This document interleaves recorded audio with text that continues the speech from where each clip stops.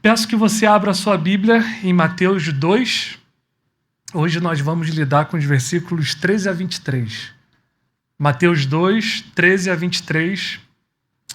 Eu vou ler na ARA, ao meio da Revista Atualizada. Mateus 2, versos 13 a 23. Acompanhe com atenção e fé a leitura da palavra de Deus. Assim diz o Senhor. Tendo eles partido, eis que apareceu um anjo do Senhor a José em sonho e disse: Dispõe-te, toma o menino e sua mãe, foge para o Egito e permanece lá, até que eu te avise, porque Herodes há de procurar o menino para o matar.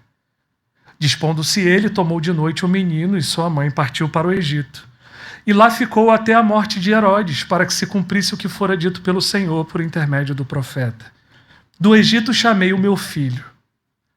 Vendo-se iludidos pelos magos, enfureceu-se Herodes grandemente, mandou matar todos os meninos de Belém e de todos os seus arredores, de 2 anos para baixo, conforme o tempo do qual, com precisão, se informara dos magos. Então se cumpriu o que fora dito por intermédio do profeta Jeremias. Ouviu-se um clamor em Ramá, pranto, choro e grande lamento. Era Raquel chorando por seus filhos e inconsolável porque não mais existem. Tendo Herodes morrido, eis que um anjo do Senhor apareceu em sonho a José no Egito e disse-lhe: Dispõe-te, toma o menino e sua mãe e vai para a terra de Israel, porque já morreram os que atentavam contra a vida do menino. Dispôs-se ele, tomou o menino e sua mãe e regressou para a terra de Israel. Tendo, porém, ouvido que Arquelau reinava na Judéia em lugar do seu pai Herodes, temeu ir para lá. E por divina advertência, prevenido em sonho, retirou-se para as regiões da Galiléia e foi habitar numa cidade chamada Nazaré, para que se cumprisse o que fora dito por intermédio dos profetas. Ele será chamado Nazareno. E essa é a palavra de Deus. Vamos orar mais uma vez, meus irmãos? Pai, nós te agradecemos pela tua palavra. Obrigado pelo Senhor ter registrado esses eventos que acabamos de ler, que são tão instrutivos para nós.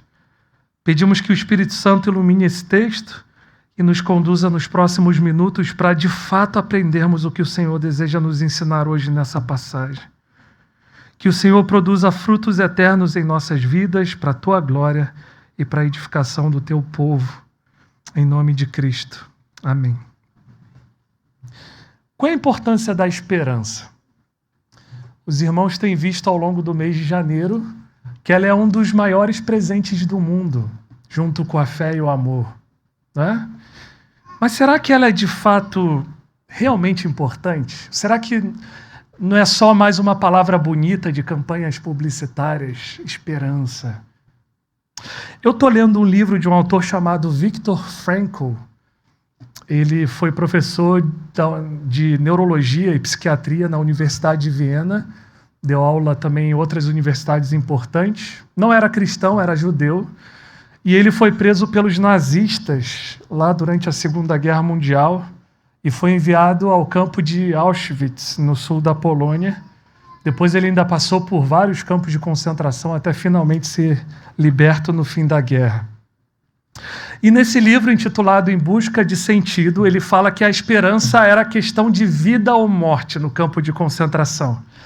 A forma como o prisioneiro enxergava o seu futuro determinava se ele estaria vivo nas próximas horas. Era crucial assim. O autor conta a história de um prisioneiro que chegou até ele contando sobre um sonho que teve. Ele sonhou com uma voz misteriosa que lhe disse que a guerra terminaria no dia 30 de março de 1945. Era fevereiro quando ele teve esse sonho. E aquilo deu forças para ele.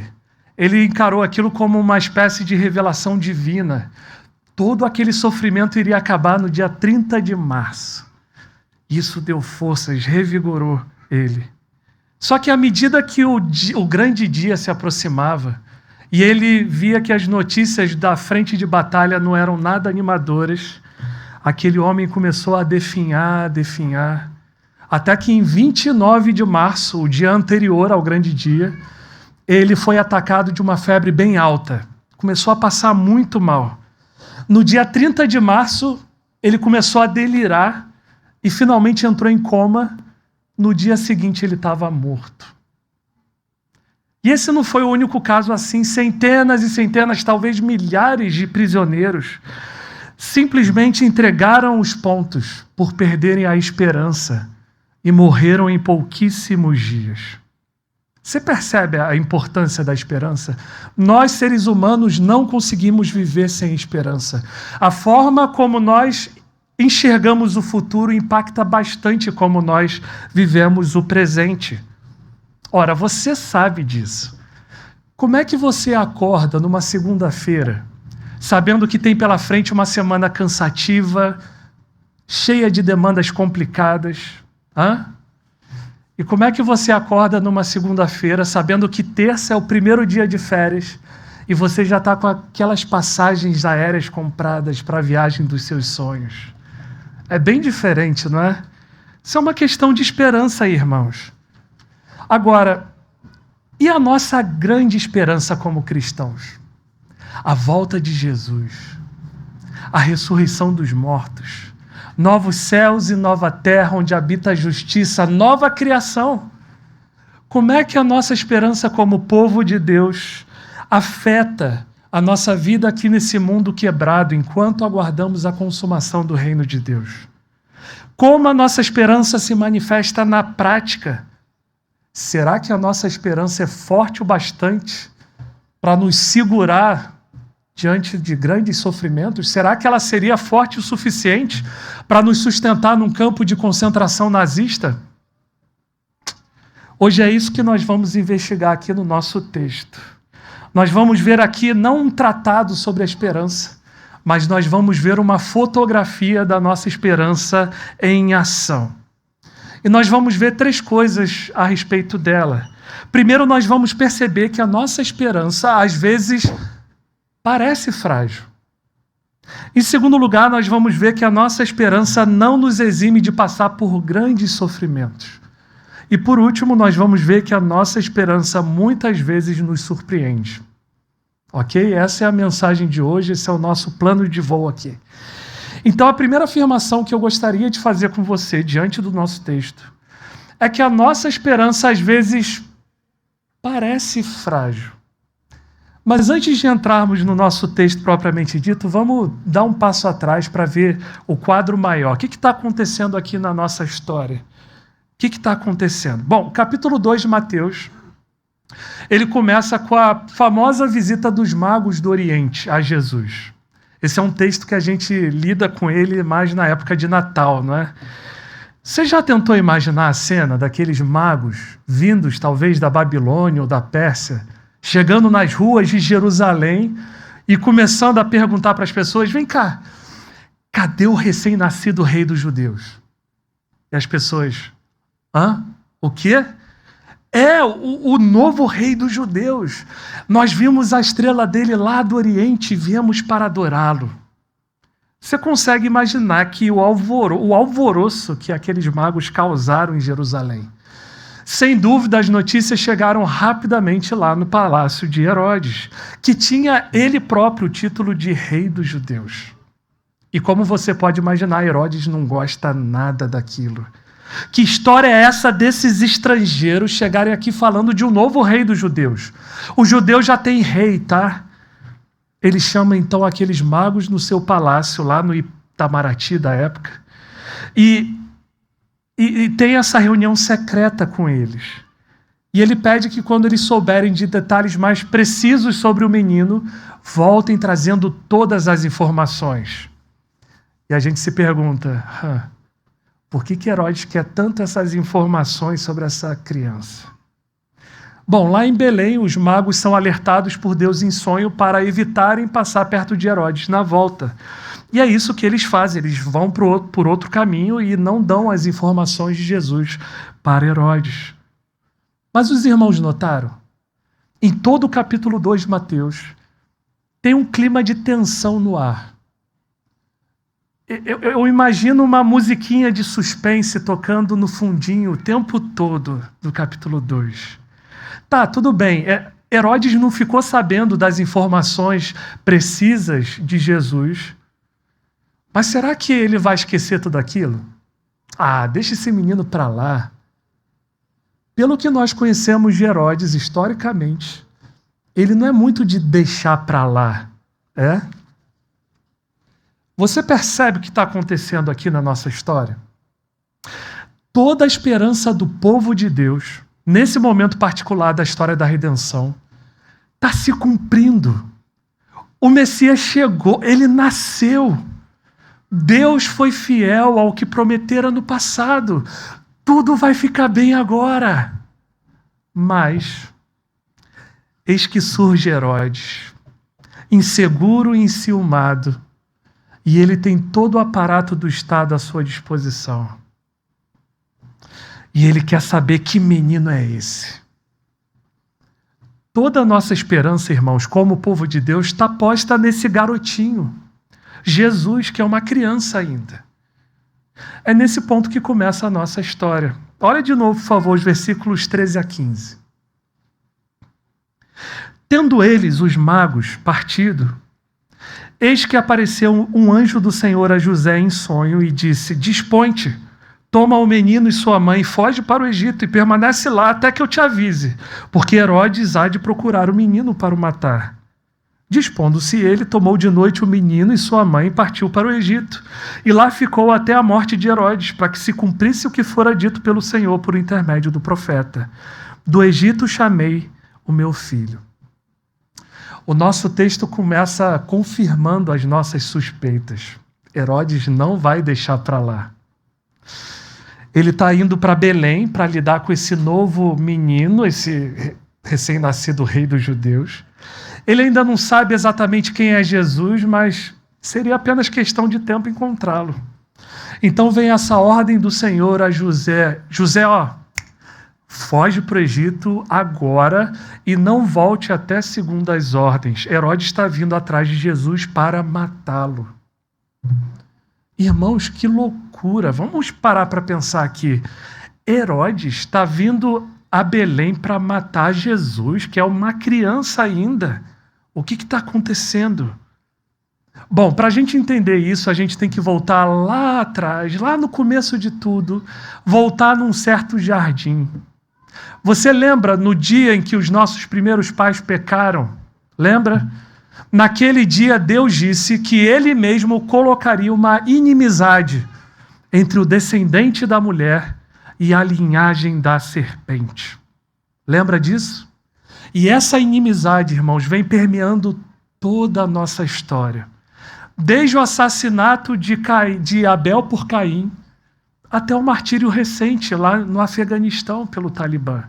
É isso que vem acontecendo, irmãos. A serpente com seus descendentes vem perseguindo o povo do descendente da mulher desde o começo. E você acha que quando o descendente da mulher finalmente surge em cena, quando ele nasce, você acha que a serpente iria ficar assistindo assim, passivamente, sem tentar fazer nada? Vejam, irmãos, Herodes é apenas mais um dos filhotinhos da serpente, fazendo as obras do seu pai. E aqui na nossa história fica claro o suspense, você reparou? Aparentemente, todo o plano de Deus de salvar a humanidade e renovar a criação está pendendo por um fio. Você percebe isso? Tudo depende desse sucesso, dessa fuga para o Egito. A nossa grande esperança está em jogo aqui. Será que eles vão realmente conseguir fugir para o Egito a tempo? Será que Herodes não vai ficar sabendo dessa fuga depois e tentar mover os pauzinhos? E o caminho para lá, será que não é perigoso? Suspense. Irmãos, se nós olharmos para essa história do ponto de vista humano, toda essa situação de Jesus é extremamente frágil. Um simples menino de menos de 2 anos, nascido numa família pobre, sendo perseguido por um rei enfurecido que conta com o aparato do Império Romano. Esse garotinho não tem chance. Esse menino já era, alguém poderia pensar. Mas, meus irmãos, não tem sido assim ao longo de toda a história com o povo de Deus? Vez após vez, o povo de Deus é colocado em situações de extrema fragilidade. E aí, do nada, aparece a providência de Deus trazendo grande salvação, grande libertação ao seu povo. Não é assim? O Antigo Testamento é cheio de histórias assim. Pensa, por exemplo, no livro de Esther. Você lembra do livro de Esther? Amã, o Agagita, segundo homem em todo o Império Medo-Persa, abaixo apenas de Xerxes, o Assuero, não é? Ele tem um ódio de um judeu chamado Mordecai. E por causa disso ele induz o Assuero a assinar um decreto que visa exterminar todo o povo judeu de todo o Império Medo-Persa. Vamos acabar com esse povo. Agora imagina, irmãos, se esse plano de Amã desse certo, Jesus não teria nascido. Nós estaríamos completamente sem esperança.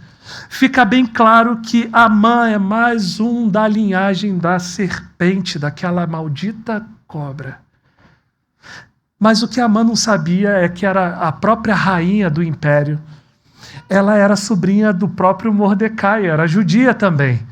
E através de uma série de eventos soberanamente arranjados, alguns com a participação de Esther e Mordecai, outros com a ação exclusiva e única de Deus, o povo judeu foi poupado mais uma vez. E a esperança da vinda do Messias ainda estava de pé. Isso nos lembra, meus irmãos, que a nossa esperança como povo de Deus às vezes parece frágil, mas de frágil ela não tem nada, tá? Ela só parece mesmo. A nossa esperança é absolutamente certa. Vamos ver o cuidado de Deus nessa fuga de José, Maria e Jesus para o Egito? Vamos? Nós sabemos pelo relato bíblico que José e Maria eram relativamente pobres. Quando Jesus é apresentado no templo, eles oferecem um par de rolinhas ou 2 pombinhos como oferta. Isso significava que eles não tinham condições, dinheiro para ofertar um cordeiro. Eles eram pobres. E eu pergunto a você, como é que eles vão pagar por essa viagem ao Egito? Eles vão precisar de dinheiro. Mas como é que eles vão fugir para o Egito assim rapidamente, sem dinheiro? Pensa nos mantimentos que eles têm que levar na viagem, os animais que eles precisam adquirir. De onde vai sair o dinheiro? Agora lembra? Deus providenciou para eles o que através dos magos? O que os magos deram para Jesus? Ouro, incenso e mirra. Presentes caríssimos. Provavelmente José vendeu esses presentes para pagar por essa viagem. Você consegue ver o cuidado de Deus com cada um dos pequenos detalhes? Sim, irmãos, o nosso Salvador chegaria a esse mundo sob o ataque cruel da serpente. Mas bem antes de Herodes ficar sabendo de qualquer coisa, Deus já estava soberanamente cuidando de tudo, absolutamente tudo. Entendam uma coisa, meus irmãos, o que Mateus está contando para a gente é que essa fuga para o Egito, por mais assustadora e cheia de suspense que possa nos parecer, ela fazia parte da providência. Essa fuga não foi uma reação de Deus desesperada, tentando salvar o seu filho a qualquer custo, não. Em todo o tempo, Deus só estava usando a paranoia de Herodes para executar o seu plano eterno de levar o seu filho até o Egito e trazê-lo de volta de lá, para cumprir plenamente a profecia de Oséias 2,15. Do Egito chamei o meu filho. Agora, se você olhar essa profecia lá no contexto do livro de Oséias, fica bem claro que ela é uma referência ao Êxodo. O filho aqui dessa profecia é o povo de Israel, lá no contexto do livro. Então, por que Mateus cita essa profecia aqui? Por que Jesus tinha que descer ao Egito e voltar de lá para cumprir essa profecia? Um autor sugere que isso é para nos lembrar que Jesus é o verdadeiro libertador do povo de Israel. Ele é o último Moisés. É ele quem vai liderar o povo de Deus no êxodo final. Jesus veio para libertar o seu povo não dos egípcios, como Moisés havia feito, mas dos seus próprios pecados. Jesus veio para confrontar não Faraó como Moisés. Jesus veio para confrontar a própria serpente. Ele veio para destruir as obras do diabo. Vocês percebem, meus irmãos? Deus estava conduzindo tudo isso, estava tudo no script dele. Jesus tinha que descer para o Egito e voltar de lá. Em todo o tempo, Herodes só estava cumprindo os propósitos eternos e bondosos de Deus. É importante que uma coisa fique bem clara aqui. O que Herodes está fazendo é mal, é perverso, é cruel, é pecado. E ele só está pecando porque ele quer. Herodes é o único responsável por todas as suas ações. Deus não está forçando Herodes a fazer coisa alguma. Deus não está violentando a vontade de Herodes para cumprir os seus propósitos eternos. Herodes só está fazendo o que ele quer fazer, mas, ao mesmo tempo, tudo que acontece como resultado de todas as ações de Herodes está absolutamente fixo e determinado pelos propósitos de Deus. Nada escapa do seu governo, do seu controle. Como diz Romanos 8, Deus usa todas as coisas, incluindo atrocidades de gente como Herodes, juntamente para o bem daqueles que amam a Deus, daqueles que são chamados segundo o seu propósito. Esse foi o nosso primeiro ponto. E eu quero animar você, meu irmão, minha irmã, a continuar confiando na palavra de Deus, mesmo nesse mundo quebrado em que a nossa esperança às vezes parece tão frágil. Lembre-se, meu irmão, minha irmã, Deus está conduzindo todas as coisas segundo o seu bom propósito. Mesmo naquelas situações que nos aparecem tão assustadoras. Ânimo cristão, coragem. Bom, e o que nós vamos ver agora no segundo ponto é o seguinte. Sim, Deus tem todo o controle nas suas mãos e Ele cuida ativamente do seu povo, mas a nossa esperança não nos exime de passar por grandes sofrimentos. Olha de novo, por favor, os versículos 16 a 18. Vendo-se iludido pelos magos, enfureceu-se Herodes grandemente, mandou matar todos os meninos de Belém e de todos os seus arredores de 2 anos para baixo, conforme o tempo do qual com precisão se informara dos magos. Então se cumpriu o que fora dito por intermédio do profeta Jeremias. Ouviu-se um clamor em Ramá, pranto, choro e grande lamento. Era Raquel chorando por seus filhos e inconsolável porque não mais existem. Queridos, Herodes não vai deixar por menos. Quando ele fica sabendo que os magos não vão vir até ele coisa nenhuma, ele fica muito furioso. Ele literalmente enlouquece de raiva. Irmãos, como é triste, né? Ver o estado do coração não regenerado. Como é triste ver o ser humano, o homem feito à imagem e semelhança de Deus, sendo transformado numa besta indomável pelo seu pecado. No comentário do William Hendrickson sobre o Evangelho de Mateus, ele lembra que em toda a sua vida Herodes nunca exerceu o domínio próprio. Ele agora é simplesmente incapaz de controlar as suas próprias paixões. Nessa explosão de violência, ele ordena essa atrocidade aqui. Bom, Herodes sabia mais ou menos a idade de Jesus, pela data informada pelos magos de quando apareceu a estrela no céu. É provável que Herodes tenha colocado uma margem de segurança só para garantir que esse menino não escaparia. Então a ordem real é proclamada. Vão lá e mata todas as crianças de 2 anos para baixo, de Belém, de todos os seus arredores. Pega uma espada, enfia na barriga, corta a cabeça, sei lá, mas mata. Tenta imaginar o impacto disso naquela comunidade. Belém, naquela época, devia ter uma população de cerca de 1.000 pessoas. Então, a gente está falando aqui de 10 a 20 meninos nessa faixa etária. Imagina essa situação terrível, irmãos. Tenta imaginar o barulho dos soldados romanos marchando, todos juntos, pelas ruelas de Belém. Depois, cada uma daquelas portas sendo arrombadas e as casas sendo invadidas. Tenta ouvir o grito desesperado daquelas mães e o choro daquelas crianças sem entender nada.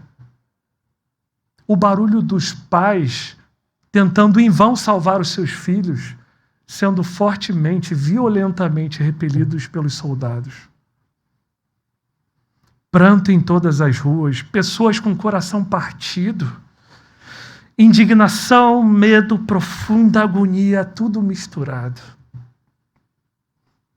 E notem, irmãos, Mateus vê aqui não um acontecimento isolado, fora da providência de Deus.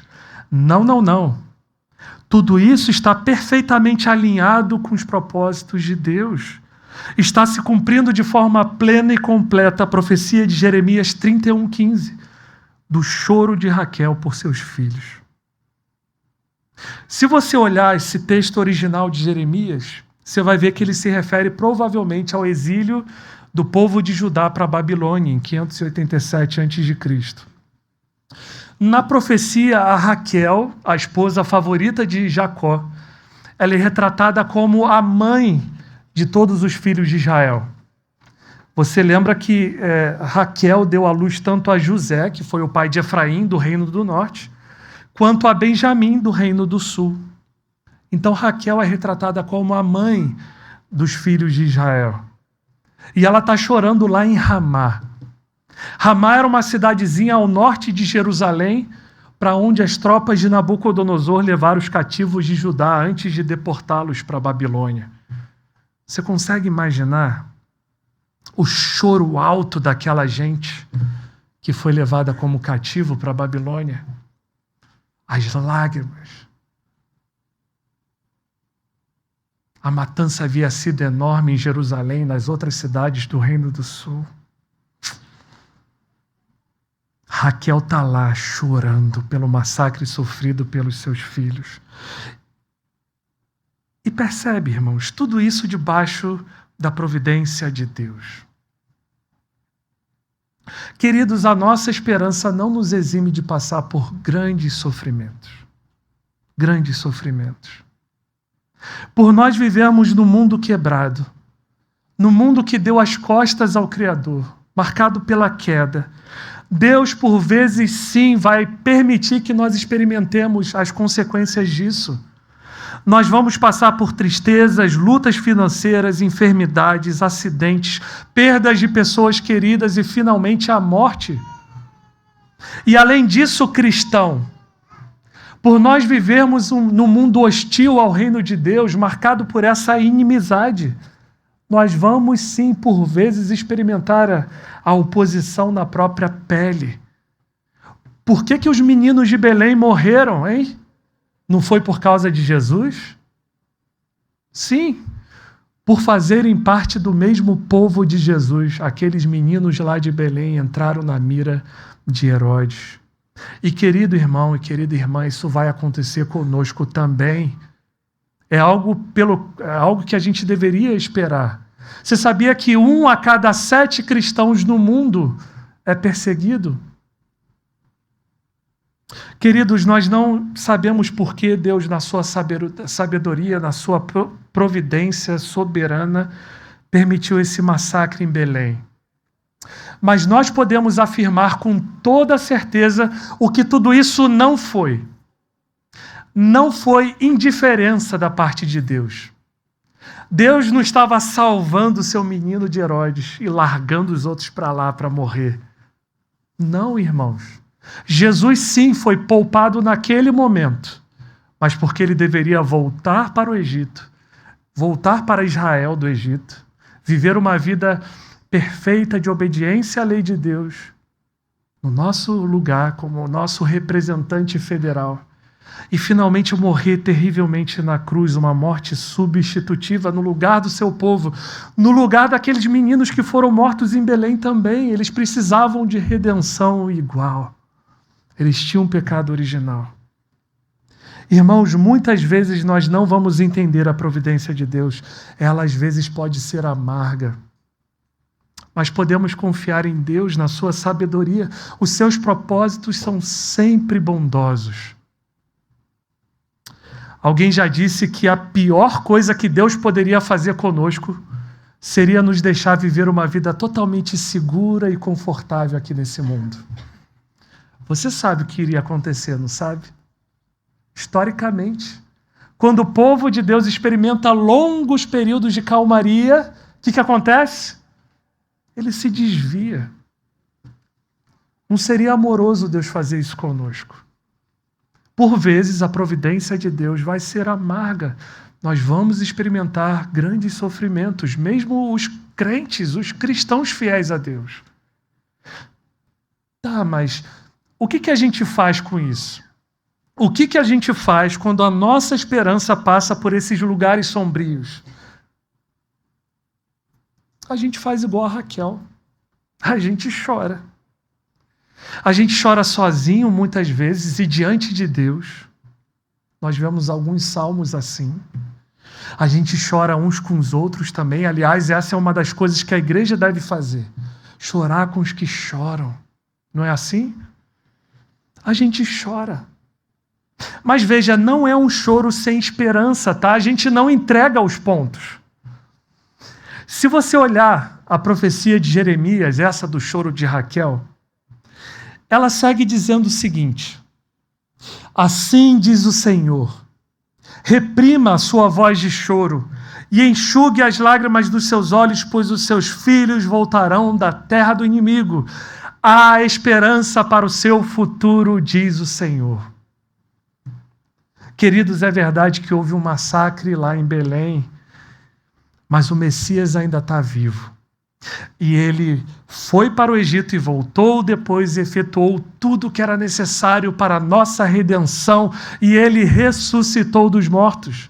Está sentado à direita do Pai e um dia ele prometeu que vai voltar para nos buscar, para vivermos para sempre, sempre com ele.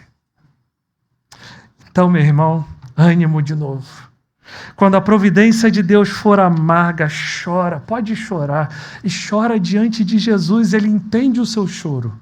O homem de dores sabe o que é sofrer. Não se esqueça que ele está voltando para nos levar para casa. Esse foi o nosso segundo ponto. E a última coisa que nós vamos investigar aqui no nosso texto, sobre a nossa esperança, é que muitas vezes ela vai nos surpreender. Nosso terceiro ponto. Olha de novo, por favor, a partir do verso 19 em diante. Tendo Herodes morrido, eis que um anjo do Senhor apareceu em sonho a José no Egito e disse-lhe: dispõe-te, toma o menino e sua mãe e volta para a terra de Israel, porque já morreram todos os que atentavam contra a vida do menino. Dispôs-se ele, tomou o menino e sua mãe e regressou para a terra de Israel. Tendo, porém, ouvido que Arquelau reinava na Judéia em lugar do seu pai Herodes, temeu ir para lá. E por divina advertência, prevenido em sonho, retirou-se para as regiões da Galileia e foi habitar numa cidade chamada Nazaré, para que se cumprisse o que fora dito por intermédio dos profetas: ele será chamado Nazareno. Bom, finalmente um aviso tão aguardado por José chegou. Olha, pode voltar, José, volta. Herodes morreu e com ele todos os que queriam matar Jesus. Meus irmãos, o J.C. Ryle, no seu comentário, ele chama atenção para uma coisa importante. Olha só. Onde é que está Herodes agora? Ele está no mesmo lugar para onde todos os poderosos do nosso tempo que perseguem a igreja do Senhor vão também. Todos eles vão morrer um dia e aguardar o juízo final. Entretanto, aqueles meninos que foram mortos lá em Belém, daqui a bilhões de eras, eles vão estar festejando diante do seu rei que escapou para o Egito. Mateus certamente quer que tenhamos isso em mente aqui. Os Herodes da vida perecem, em contraste com aqueles que confiam em Jesus, que permanecem para sempre. Bom, a barra está limpa. Agora José, Maria e Jesus podem voltar para Israel. Então eles vão voltar para Belém, não é? A cidade de Davi, onde Jesus nasceu, certo? Ou então talvez para Jerusalém, a capital, onde está o templo, a cidade do grande rei, certo? Não, errado. Eles acabam parando lá numa cidadezinha no norte, lá na Galileia, chamada Nazaré. É interessante notar o seguinte: o Evangelho de Lucas nos conta que José e Maria moravam em Nazaré antes de Jesus nascer. E aí houve um decreto do César Augusto. Cada um deveria ir à sua cidade natal para se alistar. E foi por causa desse recenseamento que José e Maria desceram para Belém, e foi lá que Jesus nasceu. E o Messias deveria nascer mesmo em Belém, cumprindo a profecia de Miqueias 5:2. Mas note, José e Maria não voltaram para Nazaré depois que Jesus nasceu. Provavelmente, talvez, e aqui é uma suposição minha, tá? José talvez estivesse tentando se estabelecer lá em Belém mesmo. Vamos ficar por aqui, começar a família nova aqui em Belém. E aí surgiu a notícia de Herodes, o sonho com o anjo que José teve, eles tiveram que sair para o Egito. E agora eles podem voltar. Ao que tudo indica, o nosso texto dá a entender que eles estavam pensando em voltar para Belém. Mas por causa do medo de Arquelau, filho de Herodes, eles não voltaram. Eles tiveram que parar lá na Galileia mesmo. Aqui eu sempre imagino José meio frustrado pensando, vamos voltar lá para a Galileia mesmo, não tem jeito, vamos para lá. Fazer o quê? E foi lá que Jesus cresceu. Jesus foi criado em Nazaré. É por isso que ao longo do seu ministério ele foi chamado de Jesus de Nazaré, ou Jesus o Nazareno, embora ele tenha nascido em Belém. E você consegue enxergar a providência de Deus aqui, cuidando de cada um desses detalhes? Jesus foi criado em Nazaré. O que isso tem a ver? Coincidência, não é? Não, meus irmãos. Mateus aqui, ele vê a providência de Deus cuidando de todas essas coisas. Ele diz que isso aconteceu para que se cumprisse o que fora dito pelos profetas, plural aqui. Ele será chamado Nazareno. Dessa vez, Mateus não cita nenhum texto específico do Antigo Testamento, mas ele resume o que os profetas disseram. Provavelmente isso é uma referência aos textos que falam que o Messias seria desprezado e rejeitado pelos homens. Por exemplo, Salmo 22. Mas eu sou afrontado pelos homens e desprezado pelo povo. Todos os que me veem zombam de mim. Isaías 53. Era desprezado e o mais rejeitado entre os homens, homem de dores e sabe o que é padecer. E como um de quem os homens escondem o rosto, era desprezado e dele não fizemos caso. Mas o que isso tem a ver com ser chamado de Nazareno? Tem tudo a ver. No primeiro século, ser de Nazaré não era um elogio, tá? Dizer que alguém era nazareno servia como uma espécie de insulto. Era tipo assim, esse nazareno aí, esse caipira aí, né? A gente fala assim. Nós vemos isso, por exemplo, em João 1,45. Filipe encontra Natanael e o chama. Natanael, vem, nós achamos o Messias, aquele de quem Moisés escreveu na lei e a quem se referiram os profetas, Jesus o Nazareno. O que Natanael responde? Filipe, você está brincando, né, Filipe? Nazaré, pode alguma coisa boa sair dali? Lembra também quando Pedro negou Jesus 3 vezes? Numa delas, uma mulher gritou bem alto, esse aqui também estava lá com Jesus, o Nazareno. Pedro respondeu, eu não conheço esse homem, não me associem com ele. Estava lá com Jesus, o Messias de Nazaré. Irmãos, Mateus vê aqui tudo isso como uma parte da providência divina. Tudo isso foi orquestrado pelo próprio Deus. Era da vontade de Deus que o Messias fosse associado com aquela cidadezinha insignificante de Nazaré. O Rei dos Reis, atenção, teria um sotaque carregado de galileu, de caipira. Não é impressionante isso? Isso nos ensina, meus irmãos, que a nossa esperança muitas vezes vai nos surpreender. Ela constantemente entra em choque, entra em colisão com a lógica desse mundo, com a forma que o mundo tem de pensar. Por exemplo, Paulo escreveu: Deus escolheu as coisas loucas do mundo para envergonhar os sábios, e escolheu as coisas fracas do mundo para envergonhar os fortes. E Deus escolheu as coisas humildes do mundo e as desprezadas e aquelas que não são para reduzir a nada as que são. Você sabe quem é o Rei dos Reis? Você sabe quem é o Senhor dos Senhores? Você sabe quem é o próprio Filho de Deus encarnado? É Jesus de Nazaré. É Jesus o Nazareno. Percebam, meus irmãos, Jesus é um novo rei para um novo reino. É um reino totalmente diferente do reino desse mundo. Um reino cujos valores humilha esse mundo, a sabedoria desse mundo. Irmãos, a lógica do reino de Deus é totalmente oposta à lógica desse mundo. Você quer ver? Quando nós somos fracos, aí é que somos. Quer ser o maior? Seja o menor. Você quer ser importante? Sirva os outros. Você quer ser sábio? Reconheça a sua própria tolice. Você quer receber? Dar é bem melhor. Percebe, irmãos? Esse é um novo reino. É um reino onde o rei vem montado num jumentinho. É um reino onde o rei entrega a sua própria vida para transformar gente rebelde em leais súditos do reino. Esse é um reino de misericórdia e graça e perdão.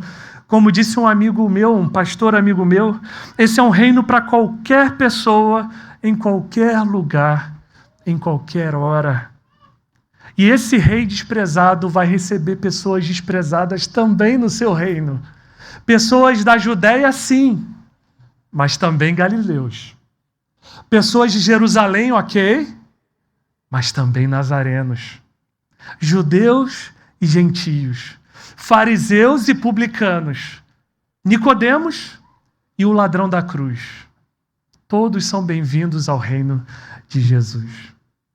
E esse reino pode ser até seu, meu amigo, se você o receber de mãos vazias, sem ter nada que oferecer, dependendo unicamente da graça desse rei maravilhoso, Jesus de Nazaré.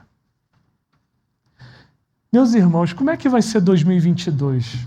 Ano de eleições, olha o suspense. Será que em alguns momentos nós vamos ter a sensação das coisas fugindo ao nosso controle? Da nossa esperança pendendo por um fio? Talvez. Nós aprendemos hoje que a nossa esperança às vezes parece frágil. Mas lembra, só parece, tá? De frágil ela não tem absolutamente nada. Será que vai ser um ano difícil? Nós não sabemos. Nós vimos hoje que 2022, sim, pode ser um ano bem difícil. Alguns de vocês, alguns de nós, podem estar chorando amargamente aí ao longo desse ano. Mas lembra, tá? No meio da sua dor, lembra. Nós choramos, mas não como quem não tem esperança. Nós choramos diante do nosso Rei, que entende bem o nosso choro e nos consola. Será que as coisas vão sair do jeitinho que você está pensando? Nós também aprendemos que a nossa esperança, por vezes, muitas vezes, nos surpreende. Ela contraria totalmente a lógica desse mundo. Meus irmãos, nós não temos a menor ideia de como 2022 vai ser. Mas nós não precisamos ter o controle das coisas nas mãos. A única coisa que nós precisamos saber é o seguinte, que o nosso Deus está absolutamente no controle de tudo o que acontece. Ele está no controle do aumento da inflação, do dólar, ele está no controle do resultado das eleições. Nenhuma catástrofe, nenhuma tragédia foge ao seu governo. E os seus propósitos são sempre bondosos. E no final de tudo, quando a última luz desse mundo se apagar, o nosso Rei, Jesus de Nazaré, vai voltar com um novo mundo, onde nós iremos morar para sempre, sempre, sempre com Ele. Dá ou não dá para sobreviver a esse mundo quebrado com uma esperança como a nossa? Vamos orar, meus irmãos.